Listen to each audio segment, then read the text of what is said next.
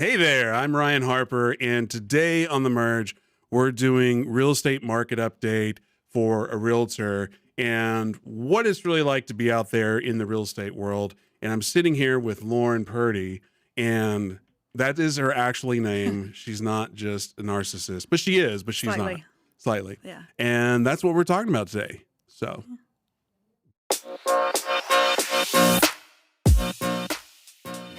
Yeah. No, he was just quiet for one. Like, yeah. Ooh, That was a quick intro package. Oh. So Lauren Purdy. Yeah. How long have you been doing real estate? I have been licensed for almost 8 years. Mm-hmm. I branched over into residential about 3 years ago, a little over 3 years ago. Mm-hmm. So when you say branched into, were you doing strictly commercial? No, I was doing apartment locating. So in the state of Texas, you have to be licensed to apartment locating. Real estate. Not real estate. You were like, hey, I'm a realtor, but yeah. You were a leasing agent. No. No. What the way I like to explain it is like a glorified personal shopper for apartments. Does that pay anything? It can be very lucrative, yes. Oh. Mm-hmm. Well, if the market keeps going where it's going, maybe, because I know with the single family, well, we can get into that in a second, but it seems like more and more people are going to apartments, but maybe they don't need to pay realtors for that anymore.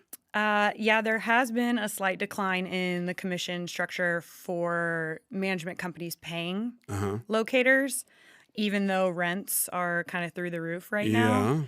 Is it just because the demand, they don't have to, and people are just coming in through the door? Yeah, people need a place to live. But I actually read a stat the other day about like the amount of like 19 to 25, 26-year-olds that are actually living at home.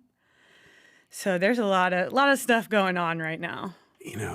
That sounds so much fun though, like living at home. Maybe not fun, but cheap. It's cheap for sure. Yeah. So, that's actually interesting because if they're already coming down on their prices, their commission structure, and the online adoption of people just like, the adoption of using online in Google, do you see realtors, the decline of realtors? That's kind of a loaded question. Yeah. Really, holistically, no. Right. Because there is still like a human aspect to it. And I know iBuyers got a little too big for their britches over the last year and a half. Open Doors like less than $1 right now. Yeah, it's I think they're going to be through the door. That was a pretty good one. You like that? No, but I think when you take away the human aspect of the home buying process, it can be kind of scary, especially for first-time home buyers. Yeah. So that's predominantly, I work with first-time home buyers, and I know there's a lot of education in that process. There's a lot of, hand-holding, for lack of better terminology. They need someone to talk them through every step of the process so they feel comfortable. It's a huge investment. It's probably one of the biggest decisions of their lives. So I would assume, and because assume, or I think I heard this, I have like Alzheimer's when it comes to memory. Okay. Everybody here will tell you, we've had that conversation, Ryan. Mm-hmm. But first-time homebuyers seems to be like the bread and butter for realtors, and just especially real estate investors, like we're selling it to. But is that still a thing? I mean, because it seems like if people are waiting to live in their parents' house till like 25, is the first-time homebuyer age, is that going astronomically up now? In my experience over the last few years, it's kind of stayed the same as far as like age range for first-time home buyers. What is that, by the way? I don't know the exact stat, but for me personally, probably I'd say anywhere from like 25 to 30.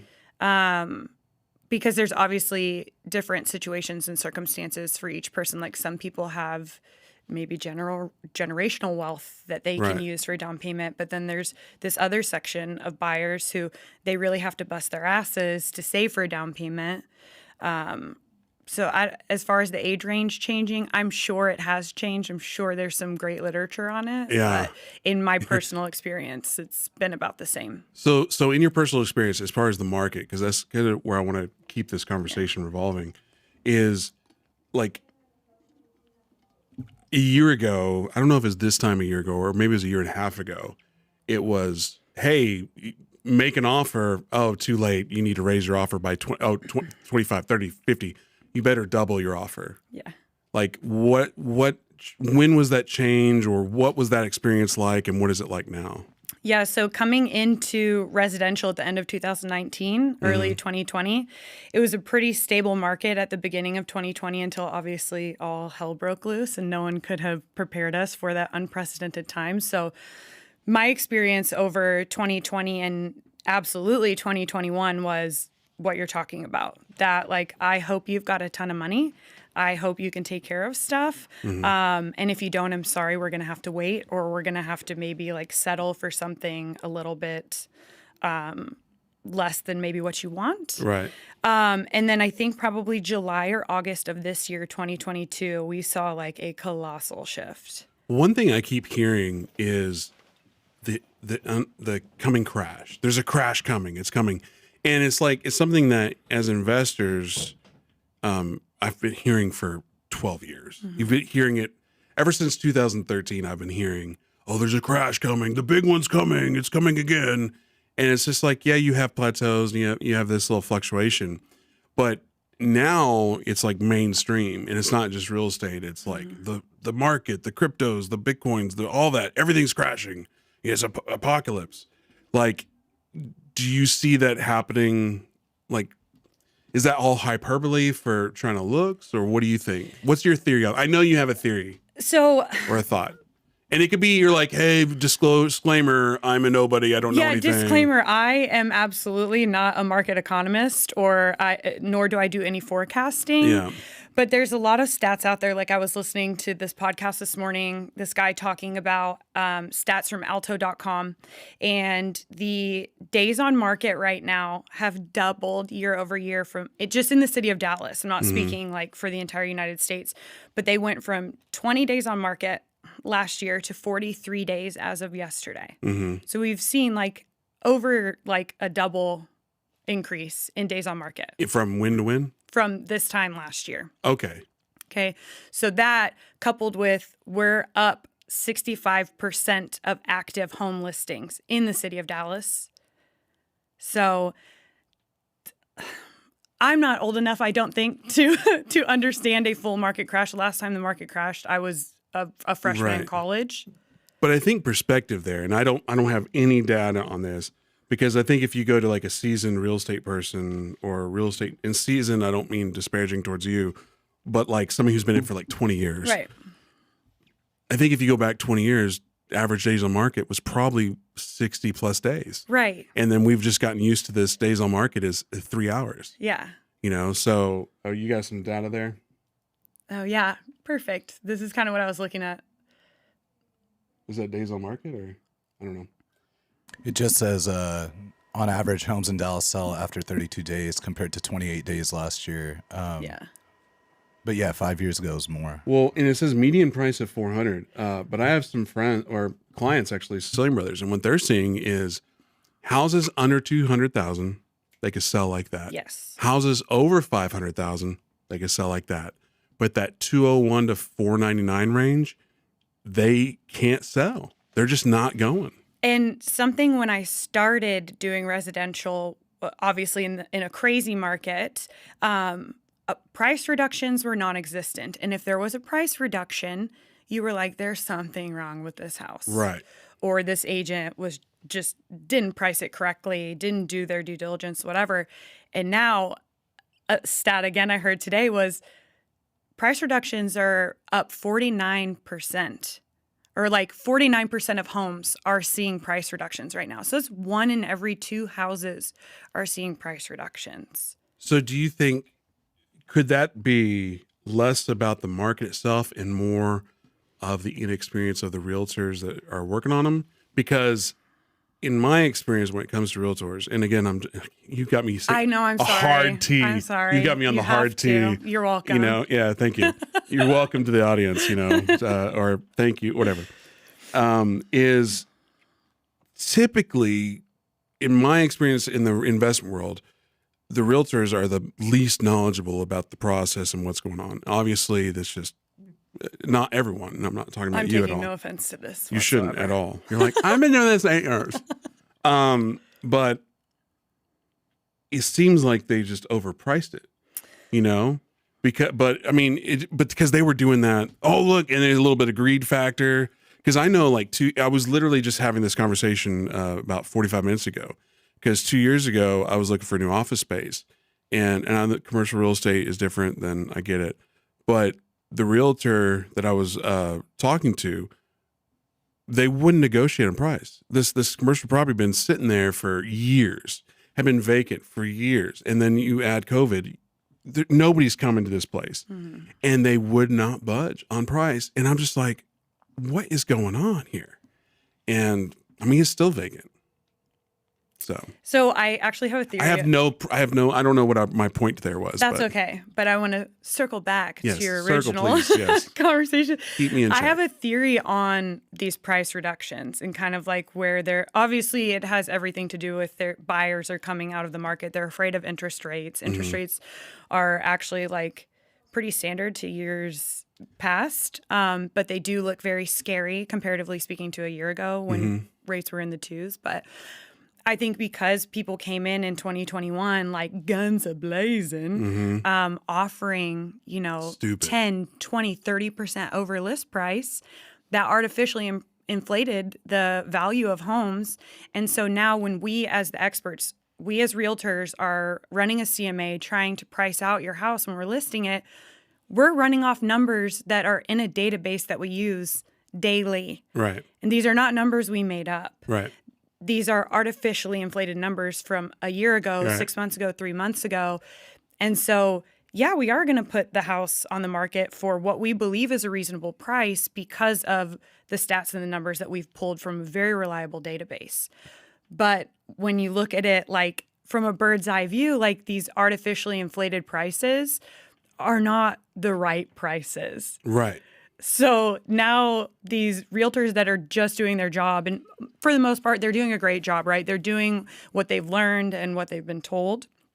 But then this house is overpriced, and what do you do? I love that perspective because, yes, I took kind of like an overtly comedic, like, oh, you don't know what you're doing.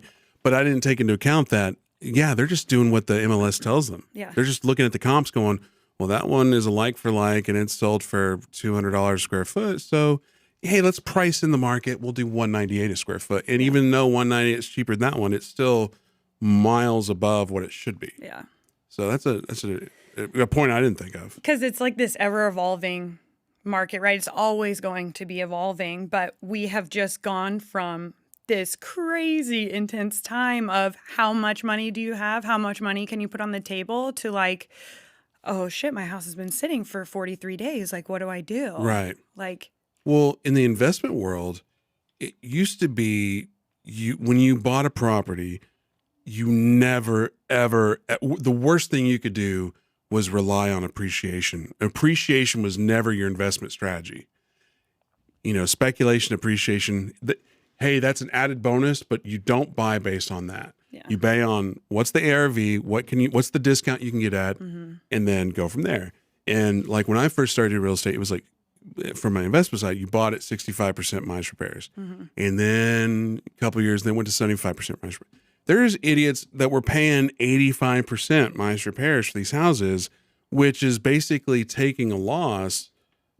But if it appreciates and I can sell it for $100,000 more than I can today, and then all of a sudden the market does what it does. well, and appreciation is really scary because this time last year, according to the year previous, so 2020 to 2021, we were looking at about an 18% uptick in home value and appreciation, 18%. Now, today, we're at 6%. From What was the last first number? year, Sorry. 18%. 18 to 6? From 2020 to 2021.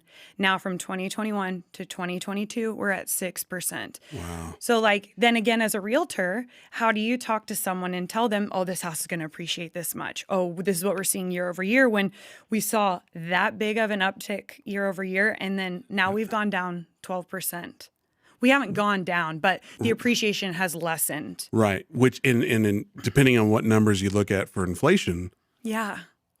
Is that negative 1% now because inflation's at 7% or something? I think most people, depending on who you get your commentary from, Yeah. some people say, "Well, inflation's still 7%. That's standard." Some people say, "It's closer to 18 to 20%." Yeah. You know, we keep on giving money to certain countries, and we keep on giving stimulus, and we keep doing this. Yeah, I think the value is boop boop done. Yeah. I don't know what that was. Boop boop. It's okay. It's okay. We'll allow it. What's that? We'll allow it. We'll allow it. Going back to the interest rates, though. Yeah. One thing that it's interesting because, like, in my advisory board, I don't know what you got, my investor friends that I'm still like, we talk real estate with, which is rare because I don't really talk real estate anymore. They're excited about right now. Yeah. Because they fully understand, because they were around 08 and they understand, oh, you want me to pay 50% interest rate for this house? I don't care, because in 6 months to a year, I'll refinance and get that 3% interest rate. So do you remember that game, Hungry Hungry Hippo? Yes. They're doing that on houses. Yeah. They don't care what the interest rate is today because they know they can refinance later. Yep. Hopefully. Date the rate, marry the house. What was that? Date the rate, marry the house. I have never heard that. My lender says it. Amanda Eddy, shout out Integrity Mortgage. I love her. That's something she says, and it's not, she didn't coin it, but it's something that in the lending world they say. And there's also like 2-1 buy downs. That's like a whole nother conversation. But like, we don't know what interest rates are going to be. We didn't know they were going to go down to 2% last year. We don't know how much higher they're going to go. So if you can get in when we are seeing price reductions daily. If you have the money and you have a great realtor that can negotiate a 2-1 buy down for you, yeah, buy right now. But if you economically, you don't have the funds and you're not in a position to do it, don't run into the market. You're not an investor. Like, it's okay to sit back for a little while. But if you do have the means and you do have a great lender that's super educated in the market and helping you lock in lower rates, and you have a realtor that's great, that has great negotiation skills, like, yeah, absolutely buy right now. But it's not in the cards for everybody. Yeah, I think when it comes to real estate, I think the term real estate investor gets thrown around way too There's much. a lot of those. There's a lot of, yeah, exactly. But there's so many people who claim to be real estate investors, and it's like the weekend warrior. They have a house, and they spent 6 months to flip it or whatever. That's great, but you're not you're a hobbyist. I understand you have an investment property, but you're a hobbyist. And like, the reality when it comes to investing is that's a full-time gig. Yeah. You have to live it, eat it, breathe it, network about it. Like, your entire identity is that. Because if you don't, you won't be having conversations like these about the market. Something will shift and you'll get left behind. And going back to what you're saying, having trusted people and having trusted real estate agents, I just exited a flip yesterday, or not even, it wasn't even a flip, it's a hotel yesterday. I bought it. I owned it for 76 days. Never once saw the property. Bought it from one of my clients, Corey Thompson. He's like, "Yeah, I'll sign it to you for $15,000," meaning he was able to make money. So he bought it at 7, signed it for 8. So he took the 8, and then he was like, "Hey, here's the realtor we use." And the realtor went out and put bandit signs all over that town, because it was in Marlin, which is southeast of Waco. And 76 days later, we're closing at 35. Yeah. You know, so, and then I had a private money on it. So my out of pocket was $600, you know, but the point of that is not to dunk and like, "Hey, I have a house." Yeah. But it's like, I'm not doing that. I don't want to go down to Marlin. I don't want to I don't want to field calls. I don't want to do showings. I don't even want to know where the key to the house is. Is there a key? I don't care. I'd rather have other people, like professionals, do it for me. And I think, you know, most people don't like, I wouldn't say I was a real estate investor because I just let somebody else do the work. Yeah. I just, just give me the money. But you are the investor because you're the bank. I have my name's on the line. Right. Right. Right. So yeah, I'm in real estate investor. Yeah. And I think I don't know how it is in other cities. And I'm not on dating apps. This is not like a shameless plug, but like, I think it's like a character trait of a lot of people, specifically in Dallas, to say they're a property investor, they're a real estate investor, because that looks really attractive. But the fact of the matter is, they're not in the trenches. You know, they're not like, running the numbers. They're not doing these things. They're going in on a house with like their homie or their brother or something, and they're maybe making like a 3% margin. And they think that's real estate investing, which you can take that money and reinvest it and make it bigger and bigger every time. But I think more often than not, that's not what's happening. I've never even thought about the social implication of from a dating side of it. Yeah, I know. Like, so women aren't shallow. Got it. No, but it's funny because like the influencer world, the TikTok world, like I would say, so there's a guy I came across on TikTok, 300,000 followers, and he's like, you just make money in a thin air, and all he's doing is explaining wholesaling, and it's just like, okay, but he's making it seem like he made this up, and it's like, oh, magic, and they're like, yeah. And the dude's like 22, and he's an expert. And he's also an expert in crypto and blockchain and Bitcoin. And I was telling our team here, I was like, look, out of everybody in the world in Dallas, I would think that me and my 10 years past and being where I'm in the real estate world, I'm not saying I know everybody, but I know a couple people. And I would also say my affiliation with the Texas Blockchain Council, I'm pretty familiar with everybody in some of the top players in the Bitcoin world, blockchain world. And I don't know this guy. And he has an office here in Dallas, and an office at a Regis, which is probably just a mailing address. Something sounds, I'm going to use the term sus. Is that the right word? Wow. Yeah. I'm trendy now. Yeah. Yeah, definitely. Yeah. I'm hip. Oh man, no, you're not. I'm not. Sus was so like 2 years ago. Yeah. I think like to bring this full circle, like back to real estate, right? Yeah. In 2019, in 2020, it was really cool at the beginning of 2020, like to get your real estate license and be like the hot new realtor. Right. And then like this market has kind of like humbled a lot of people. And I don't know the washout rate like of realtors in the first year, but it's very high. Yeah. So I would imagine like the whole investor, and I say investor in quotations because it's the same thing. Like I would imagine maybe they try one flip or one hold, like, and they're okay. It's a high churn. Yeah. Because like from the meetup standpoint, like because I've been thrown meetups for a while, 6 months. Yeah. If say you came to a monthly meetup, most likely in 6 months I'm not seeing you ever again. Yeah. And it's just, so if you do see people all the time, they're like, oh, they're a real player. Yeah. It's a grind. Like it's work. In July of this year, my position kind of like evolved into one of, I still do real estate full time, but I also train new agents and I bring them on board. And I started with 6 agents in July, and I think I have 4 left right now. And so we're talking a 6-month span. And then I start another class of 4 in January, which is literally in 2 days, but we're not starting until the 9th.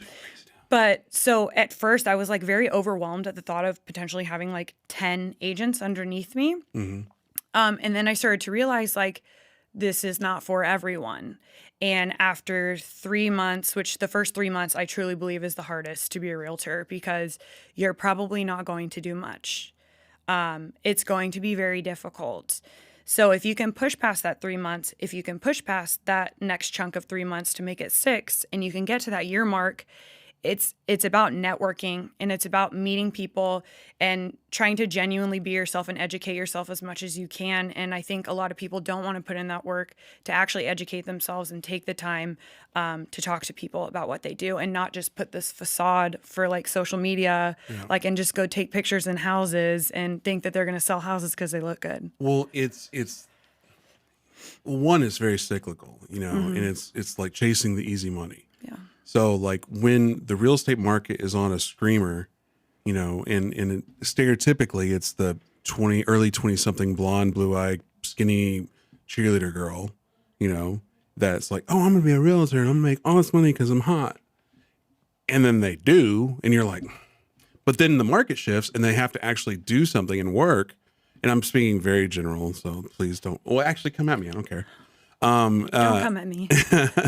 But it's like, but once it gets hard and it's actual work, a majority of realtors that don't have the experience, that aren't in the trenches, they don't last. So if you, like you said, if you have somebody who's been there a year or 2 years, they're the workhorses. They're the ones that are going to fight for your deals and whatnot. And that's why I feel super lucky to be in the position that I'm in as like team lead, as designated supervisor, because I get to see these, I mean, in all honesty, these women, these really, really driven and wonderful women that are on my team just bust their asses every day and go through those cycles and understand that, like, just because they didn't close anything this month or just because they don't have any buyers in their pipeline, it doesn't mean they're a bad realtor. It means they're new and they've got to figure out their cadence in the industry. And to see like these younger agents, the ones that actually show up and put in the work and go to extra trainings and ask questions, like,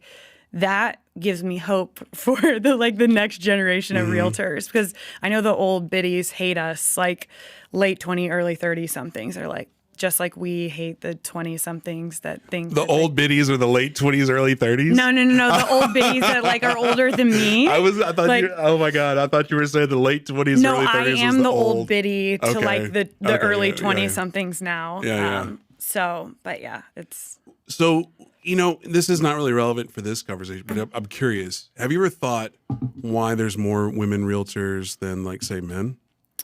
And I don't even know if that's real. This is it's like a perception thing. This is just what comes to mind, and it's a complete theory. Disclaimer: it is my theory. Not sanctioned by realtors. If I had to guess, it would be because I think women maybe can be a little bit more approachable. Not all women, obviously. Maybe that would be why. I don't know an exact reason. I don't want to like speculate. I will. Okay. Do you think it maybe like there's a creative side, there's a beauty side? Because like I would never in my million years ever come up with the idea of taking vanilla extract and put it in the oven and let it cook and smell the house like cookies. I heard that and I'm like, that's brilliant. I will never be successful trying to sell a house. Yeah, but I think that there are a lot of very successful male realtors too. Absolutely, yeah. And I, maybe there is like a feminine aspect to it that is that feminine touch. Like when you walk into somebody's house, you can tell like the wife decorated it, right? Right. Or if you walk into a bachelor pad, you can tell there hopefully is no wife. Utilitarian. We don't know, yeah. But Spartan is the word. Yeah, I don't know. I don't know who's more successful, male or female realtors. I just know that in my experience with realtors, I've had great experiences with both male and female realtors, and flip the script there. Like I've had terrible experiences with both. Right. But I would say it is not predominantly female. I'm sure the stats are pretty interesting on that. But in my day to day, I would say probably like 65-70% of the realtors I deal with are female. Mm-hmm. Yeah, it's funny because like in this investment world, like I've said this time and time again, what I have loved about the investment world is how meritocracy, is that the right word? Merit based. That's easy. Mm-hmm. How merit based it is. And like how nobody cares if you're white, you're black, you're male, you're female, you're gay, you're straight, you're whatever. What is it? Oh, cool. It's pretty significant. 56 and 43. Yeah. Actually, but that's way closer than I would have assumed. Would I say 65%? I would have thought it'd be like 90 to 10. Can you Google Dallas? So it's a perception thing. It is a perception thing. But what I was saying about the thing is like, in the investment world, people just care about the money aspect. In commercial? No, like investors. Yeah, so yeah. like I don't care what you are. If we can do a deal, let's do a deal. And that's how I look at it. Look at that, 66%. Yeah. Oh my gosh, yeah. That's interesting. Yeah. Dang. Can you look up the churn of like incoming, outgoing realtors? Oh, this is very interesting. I've seen some crazy numbers on this. Really? Yeah. What, Annual rate of 88%. Churn? 88%? Yeah. Isn't that, and like, because you don't even want to know what the average like take home of a first year realtor is. I can imagine. It's not good. Well, because it's like, well, I mean, if you look at just the stats of having a business, like if you can last 6 months, you're already 95%. I'm making up numbers. Okay. I'm making them up. You're already 90% better than most small business. If you can last a year, your percentages go even higher. And it makes complete sense because the longer you're in business, the more connections you can make to stay in business, and staying in business is easier because you have that network. So in theory, to me, it's like having like a high interest savings account, right? So the first year, let's say you take home, this is a stat I saw years ago, $24,000 as a first year realtor. God, I wish. I'm what? Then that next year, your client base increases by 30%. Okay. And then that client base that second year increases by 40%. And it's just this like exponential growth, which is what I've seen over 3 years. Like my first year was actually really great for a first year realtor. And I was like, how did this happen? There's no way I can keep this pace up. And then second year, it was a little bit better. And this third year is better than both those years. So and then you do one house. Like what's your average house? Like do you specialize or are you all over the place? So I'd say like the price, the median price is probably like 450. I say like right in that bread range. And butter? I like that range. So it'd be funny though. It's like, okay, you do these 450 houses, you do 2 or 3 a month or whatever. I don't know what your numbers. Do you know your numbers? I 2, don't know 3, my numbers 5, for 10? this. I probably average like 2 to 4, depending on like honestly, full From the disclosure. buy side, sell side. I both? normally like work with buyers. Okay. But like this month, I have nothing under contract, and I'm not ashamed to say that. But like closed 2 last month, 2 or 3 the month before that. So I'd probably say I average about 3 a month. I mean but at 450, Yeah. and are you doing the 3% or one? So yes, typically, but like with iBuyers, because there were a lot of houses on the market from iBuyers, they typically, I mean, I guess I can say this because it's online. They have the buyer agent commission on like Right. Zillow and everything else. Normally, if it's an iBuyer seller, it's like 2.5%. It's still not bad though. But what I was going to get to is the fact that like, so you do those, and all of a sudden you do a $3.5 million house. Obviously, the percentage rate is going to be lower, but your take home is probably much, much higher. Yeah. And all of a sudden you're like, you know what? Maybe I don't want to do these 4.5 or 450 houses. Let's stick to the $1 million plus houses. And I think that's just natural. Going back to the conversation of staying in business is, like, hey, I'm doing these $200,000 houses, the reason realtors don't ever really work with like the really shitty under $100,000 houses is there's no commission in it. I work those. You heard it here first. No, I really do. Because I'm at a point in my career and I tell my agents this, like anytime they ask, like I do not say no to business. Yeah. Like I don't care what it is. I will still put in the work because like nobody knows who I am. Right. So I still have to make a living and I still have to pay my bills, and those people still need houses. It's great to hear that. I know. Because like not from an altruistic side. I'm thinking more from the investor side because every realtor in the past 10 years that I've ever worked with, when it came to one of those like really crappy houses, the only reason we got one of those, say they were the seller's agent, we were pocket buyers and we gave them an offer and she's like, okay, that's good. They'll accept that. And it's like, there's no way you did your client justice by just accepting that offer, unless we're the only one, maybe we bought it wrong. But because they just phoned it in, typically, I mean, and that's where it comes down to like the competency of the agent and like, are they doing their fiduciary duty to their client in that scenario? And I don't want to speculate again, but like I've never had a listing in that price range, but I have helped a couple buyers this year. Yeah. Like sub 200K. And honestly, this is going to sound so like holier than thou. Like, it is one of the most rewarding things in this entire world to help somebody in that price range. I didn't mean to laugh. No, it's okay. But like, and maybe I'll get to a point in my career where I am only helping multi-million-dollar like clientele. But for now, I'm only 3 years into residential. Like, I am not better than anyone. Like I'm not going to point my nose down at somebody that can only afford X amount of dollars because, again, at the end of the day, like they need a place to live too. Well, the thing is, though, it's like, again, my house that I was just talking about I sold was a $35,000 house. Like I was surprised when Corey was like, yeah, you should work with, shout out Chris Lowe. He's the realtor we use in this, and he'll drive all over Texas and he'll throw out bandit signs. He'll get the thing sold. And I'm looking at it going, his commission is what? He's going to do all this work. Okay. Because you know what you turn into? Is a repeat buyer. Yes. Or repeat business. And when you treat people with dignity and respect, no matter what price range they're in, like not only will they refer you out, but when it comes time to sell that house or level up or do anything in the real estate realm, they're going to think of you because you treated them with dignity and respect. And if I'm really thinking about it, like I don't necessarily have the social footprint that I used to have like 3 years ago, because I'm just not on it. I'm getting there. I'm coming back.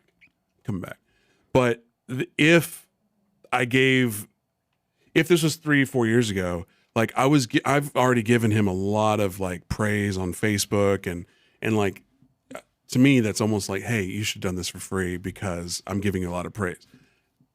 Obviously I would never do that, but he's gotten a lot of perks out of it. Yeah. A lot of, what is that? What's that social media word? Like, hey, will you work for exposure? Oh yeah, that whole like, will you put my thing on your channel and like I'll post it or like what that influencer thing? No, yeah, it's like, hey, how about you video or photographer me for free, but I'll share you out. I think the word's exploitation. What? Influencer exploitation? Is that what it's called? No, I'm just saying. That's a okay. good. That was pretty funny. Let's coin it. Yeah. We exploit influencers. We'll call it IE. .com. Like IE. .com. IE. Like an example. Yeah, but it's actually influencer exploitation. So people, never mind. I was trying to be funny there. No, but my brain went to how can we make money? Okay. Let's start a nonprofit, which is Influencer Exploitation Fund. I don't think using the word exploitation in like an initiative is probably great unless it's like anti-exploitation. Well, this is be the opposite because we're going to actually go and exploit them. Too soon? You know what? I have no comment. Yeah. Back to real estate in the market. So, like, what do you think 23? And again, disclaimer: I don't know anything. You don't know anything. Everybody's crystal ball is the same. What's the coin flip? Yeah. Well, it's actually more of a 3-sided die because it could go down, it could go up, or it could stay the same. Stay the same, yeah. So, what do you think? What do you think the first quarter next year is going to be like? I think. Because I think over the last few weeks, rates have dropped slightly, and then they've gone back up and they dropped slightly. I think maybe what we'll see is rates will kind of climb a bit more. I think inventory will continue to correct itself because of those rates. But I would not be surprised if we hear about more strategies for these buy downs, these interest rate buy downs, because obviously banks are going to figure out how to make their money, right, on these interest rates. When you say buy downs, what do you mean? Yeah, so like there's something called a 2-1 buy down. Right. You said that earlier and I meant to ask. Yeah, and I'm going to butcher this. Please talk to a lender about this. But essentially what it is, you know how you get concessions in a real estate transaction? So these concessions in lieu of repairs are then applied to paying your interest rate down for 2 years. And on the third year, it goes back up to that original percentage. So let's say... It sounds a little subprime-y. It could be, yes. It absolutely could be. I was actually thinking about that earlier because there was like an excerpt on this article that said like, just make sure that your client can afford when that rate goes back up to where it should have been. But the thinking there is in that time frame, you can refinance down to a lower rate, hoping that the rates will come down. Now, do we know if the rates are going to come down? I don't know. Right. But I've been wrong so many times on trying to forecast. I don't see, just because the economy, there's so much going on right now. Yeah. I just hope that sellers can sell their homes because it's getting really difficult. I think, and this is where economics comes into play. You will always be able to sell your home. at the price you want, that's where it gets tricky. And you know? that's what I tell people. This guy looks crazy. That's like the most famous realtor in the United States. You know who that is, right? I have no idea who that is. Oh, he's like a New York realtor. Does he get it right normally? I have no clue, but he's. You want to see what he has Sure, to why say? not? Sure.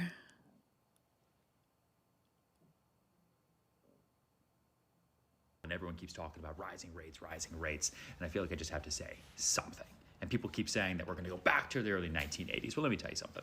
Okay, first of all, most people watching this right now weren't even alive in the early 1980s, let alone buying houses in the early 1980s. In the early 1980s and late 70s, the Fed raised the benchmark rate to nearly 20%. You know where the Fed rate is right now? About 3%, a little bit over. Interest rates for loans went to a little over 18%. You know where they are right now? Almost 7%. But the 80s were coming out of an oil crisis in the 1970s, and they had rampant spending, government inaction, so there's some similarities. But are rates going to go higher? Yep. Are they going to start coming down in 2023? Yep. Are they going to get to 10%? Maybe for a short period, but I highly doubt it. Don't listen to the negativity. All right. So we kind of said all that earlier. My takeaway on that video was when we're filming content. You know what my takeaway was? We need to do that a lot. Although now I'm looking at what that might look like on the camera. Like that. My takeaway from that video is actually let's play the fence on what we're talking about right now, because we don't actually know what's going to happen, and I think that's a great way to play it. Well, I mean, you're never wrong if you say both sides. Because he said they're going to go up, then they're going to come down. But when and how much and for how long? And I honestly appreciate that take. Like, none of realtors, I'm sure there are realtors out there that are market experts, like actual market experts that know, that could project, that can forecast. But I would say a fair amount of us are not that versed in it, and I'm okay with saying that. I know that I can go research things and try and come up with the best, like, factual explanation for things. But I know at the end of the day, like, I can't swing to one side or the other on the whole rate conversation, because I truly do not know. I thought I knew last year. I thought I knew the year before, and I have been wrong so many times. There's a saying that I've heard so many times in the mid 2015s. What do you call that? I don't know. 2010s. Mid 2010s, which is we're 8 years into the 7-year cycle, meaning we're going to have a trend, we're going to have a change. And then that turned into we're 8 years into the 7 year, or 9 years in, 12 years in. We're 12 years into 7 year cycle. It's like, first of all, if we're 12 years in, it's no longer a 7-year cycle. You know, like, what are we talking about here? Because what this person was saying was, where these people were saying is, every 7 years there's a cycle when it comes to real estate, and and it was after the 08 thing, and it was just like, oh, we're just gonna crash, it's gonna crash. It's like it's coming. And going back to what we were saying earlier, and it's like in Dallas Fort Worth, I still think it's more of a plateau though, or is it a crashing, a dip? And you know who makes money in recessions? Rich people? Yeah. Investors, rich people. Yeah. So if you got the money, buy a house right now. No, I'm just kidding. Lauren Purdy. Purdy Lauren at Gmail. I don't know. Is that her? Well, That was pretty close, but no, it's not. Okay. Well, I was like, am I doxing her? My bad. Yeah. What's my work email? Yeah. Well, parting thoughts. Where are we at on this coverage? Because I think we were 80% on topic. I think that we did pretty good. That's actually pretty good for us. Yeah. We didn't stray much. Yeah. And even when we did stray, I think it was still somewhat relevant. Yeah. Don't hurt yourself. Words are horrible today. Words are hard. So he'll laugh at me. Or did he laugh at my I joke? heard at the don't hurt yourself. Oh. Got one in. I'm regretting buying dinner last night. For who? Not me. The team. Oh. Well, part of the team. Parting thoughts. Well, come on, bring it back. They plan on going to Fogo de Chao last night. Oh. And they invited one of their friends, and their friends canceled. And I was like, well, thanks for the invite. And so I was like, well, you can come with us if you want. I was like, okay. So I felt bad for inviting myself. So I went up just like sneaking in the credit card. Ugh. And they were like, oh, thanks. They knew what they were doing, right? They knew. What They they knew. were Because He it was did like, not expect that at all. he actually, Sohail did write me a very lovely text saying, hey, thank you. But Paul and Madison were like, okay, thanks. Cool, man. Cool. I did not expect that. That was very nice. Oh, He's a that's- nice guy. That's why you bought like 17 drinks. You bought like 5 espressos. I love espresso, but that's another parting thoughts. We have an espresso machine downstairs. Sick. Okay, parting thoughts. Market. We are talking about market. What are you doing? How can people, if people are watching this far in and they want to work with you, what is your specialties? How can you help them? Both investor, personal, all the things. Medical devices included. That's my other job. I specialize in first-time home buyers. I really don't think there's a price range on that. Whatever you qualify for. I've got a great team of agents coming in. They're awesome. So if I can't help you or if I'm too busy, I've got people that can help you. So what was the rest of your question? How? How can I help them? Sure. I do this really fun thing. Some people don't love to do it. I really like to do first-time homebuyer consults. I'll buy a cup of coffee, sit down with you. I've got these little first-time homebuyer consult folders I do with roadmap of the buying process. Is this before or after an agreement? This is before. Good for you. Yeah. I'd rather buy a cup of coffee, get to know you a little bit, see if we connect. If we don't, that's okay. There are a lot of realtors out there. But go over exactly what the home buying process looks like. If we connect, then I hook you up with a lender. And then we go from there. I really like educating people. That's my favorite part. I think that's really smart because that's very old school. Because I think that's something they probably did 20, 30 years ago, whatever. Yep. Like the hand holding and really giving you that boutique experience. And I was actually had this conversation maybe 8 months ago, maybe a year ago, with a former colleague of mine, and because he was asking about events, real estate, and it was almost basically he took me to lunch. I gave him free consulting, and what I told him was, I think marketing right now is cyclical in the same way a lot of things are, where I think we're moving away from events. I think we're moving away from online Zoom calls, and I think you're better off if you're trying to, because he's a lender, you're better off having limited exclusive seating at a nice restaurant with your preferred people and maybe have them invite somebody. And that's very hands-on, and it's very different than the whole, hey, let's do this big party, big event and try to get everybody there. You do that, A, people aren't going to show up, and B, are they ever going to do business with you anyway? Right. So like I'm tying that in because that's something that you would do before, like that schmoozing. Yeah. So the art of schmoozing is I think coming back, or should I hope be coming so. back. Yeah. And honestly, like I do happy hours as well. I'll do like a group of 5 or 6 people, take them out, get a couple of charcuterie boards, a couple of bottles of champagne, wine, whatever, and just hang out with them, let them talk amongst themselves, and then introduce myself, tell them what I do, let them know if they need anything from me. I'm there, bring them little goodies, just because like I want them to know that I am a real human being. And like I have social skills. I know what I'm doing. Debatable. In certain social settings, I do. My battery runs out pretty quickly. But I think, again, like at the beginning of this conversation, we talked about the iBuyers and the Zillows, the Open Doors of the world. And while I do think they can come back and be successful at some point, I think that the human aspect is very, very important in any huge purchase. Yeah. Real quick on that, because you brought up the iBuyers. Because I remember when Zillow announced that they were buying property, and in the investment world, everybody's like, oh my God, they're buying property. It's like, read the fine print. They're buying 10,000 houses. 10,000 houses in Dallas alone is nothing. And that was 10,000 houses nationally. You have nothing to worry about, so. Yeah.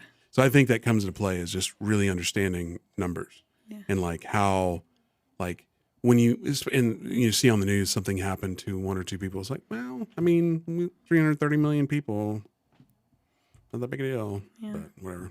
But yeah, if you want to sit down and have a cup of coffee with me and talk about how to buy a house, Yeah, let's clarify what the coffee's for. I'd be happy to. It needs to be house related. Yeah, please. But my Cash App is No, I don't use Cash App. elitist. No, I forgot my password and I have no idea how to log in. So Well, anyway, Yeah. Lauren, thank you so much. absolutely. We'll put your information downstairs in the description. So if somebody wants to do business with you, they can shoot me an email. Perfect. Well, cool. Thank you. Yeah, Thanks thank for you. being here, everybody. We'll see you next time.